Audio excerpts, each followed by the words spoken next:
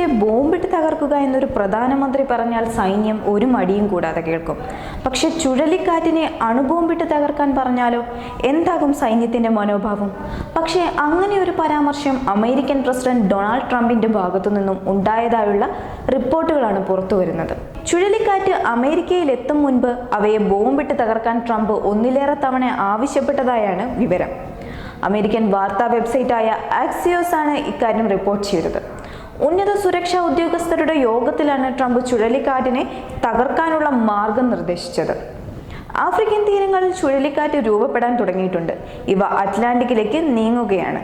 ഇത് അമേരിക്കയിൽ എത്തും മുമ്പ് എന്തുകൊണ്ട് അവയെ അണുബോംബിട്ട് തകർത്തുകൂടാ? ട്രംപ് ചോദിച്ചു. എന്നാൽ എപ്പോഴാണ് ഈ യോഗം നടന്നതെന്ന് വെബ്സൈറ്റ് പറയുന്നില്ല. ചുഴലിക്കാറ്റിന്റെ കേന്ദ്രത്തിൽ ബോംബിട്ട് അവയെ നിർവീര്യമാക്കുക സാധ്യമാണോ എന്നാണ് ട്രംപ് ചോദിച്ചത്. ഇക്കാര്യം പരിശോധിക്കാമെന്ന് ഉദ്യോഗസ്ഥരിൽ ഒരാൾ മറുപടി നൽകിയതായും ആക്സിയോസ് റിപ്പോർട്ട് ചെയ്യുന്നു. 2017 ട്രംപ് ഇക്കാര്യം ഉദ്യോഗസ്ഥരോട് ആരാഞ്ഞിരുന്നുവെന്ന് റിപ്പോർട്ടിൽ പറയുന്നു. അന്നത്തെ സുരക്ഷാ കൗൺസിൽ മെമ്മോയിൽ ഇത് രേഖപ്പെടുത്തിയിട്ടുണ്ട്. അമേരിക്ക നേരിടുന്ന ഏറ്റവും വലിയ ഭീഷണികളിലൊന്നാണ് പതിവായി ഉണ്ടാകുന്ന ചുഴലിക്കാറ്റുകൾ. അതേസമയം വാർത്തയെക്കുറിച്ച് പ്രതികരിക്കാൻ വൈറ്റ് ഹൗസ് അധികൃതർ തയ്യാറായിട്ടില്ല. പ്രസിഡന്റും സുരക്ഷാ ഉദ്യോഗസ്ഥരും തമ്മിൽ നടന്ന അനൗദ്യോഗിക ചർച്ചയെക്കുറിച്ച് പ്രതികരിക്കാനാവില്ലെന്നാണ് വൈറ്റ് ഹൗസ് അറിയിച്ചത്.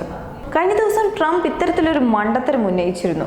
ഭൂമിയുടെ ഉപഗ്രഹമായ ചന്ദ്രൻ ചൊവ്വാഗ്രഹത്തിന്റെ ഭാഗമാണെന്നായിരുന്നു അത്. ചന്ദ്രനിലേക്ക് മനുഷ്യനെ അയക്കുന്നത് സംബന്ധിച്ച ചർച്ചകൾ നാസ അവസാനിപ്പിക്കണമെന്നാവശ്യപ്പെട്ടുള്ള ട്വീറ്റിലാണ് ട്രംപിന്റെ ഇത്തരത്തിലുള്ള മണ്ടൻ പ്രസ്താവന.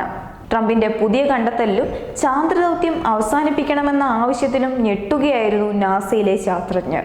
നാസയ്ക്കായി ഉപയോഗിക്കുന്ന മുഴുവൻ പണവും ചന്ദ്രനിലേക്ക് പോകാനായി ഉപയോഗിക്കരുത്. 50 വർഷം മുൻപ് നമ്മൾ ഒരിക്കൽ ചന്ദ്രനിൽ പോയതാണല്ലോ. ഇനി കുറച്ചുകൂടി വലിയ കാര്യങ്ങളിൽ നാസ ശ്രദ്ധിക്കണം. ചന്ദ്രനൊപ്പം ചൊവ്വയെക്കുറിച്ചുള്ള ഗവേഷണങ്ങൾക്ക് നാസ സമയം കണ്ടെത്തണം. ചൊവ്വ ചന്ദ്രന്റെ കൂടി ഭാഗമാണല്ലോ എന്നായിരുന്നു ട്രംപിന്റെ ട്വീറ്റ്. 2024 വീണ്ടും മനുഷ്യനെ ചന്ദ്രനിലെത്തിക്കാനുള്ള നീക്കങ്ങളുമായി നാസ മുന്നോട്ട് പോവുകയാണ്.